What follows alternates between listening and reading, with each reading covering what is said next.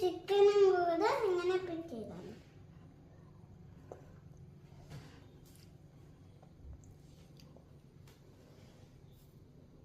എന്നിട്ട് നമുക്ക് പിന്നെ സിംഗിൾ ബ്രെഡ് എടുത്തിട്ട് ഇങ്ങനെ അമർത്താം.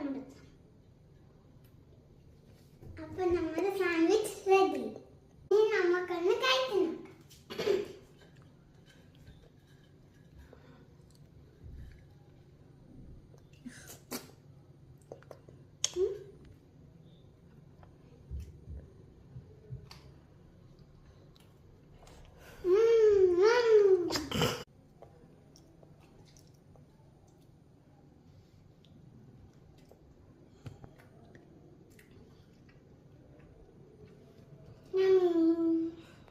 ഇതാണ് ചിക്കൻ സാൻഡ്വിച്ച്. നിങ്ങൾക്ക് ഇഷ്ടപ്പെട്ടെങ്കിൽ ഒന്ന് ട്രൈ ചെയ്ത് നോക്കണം.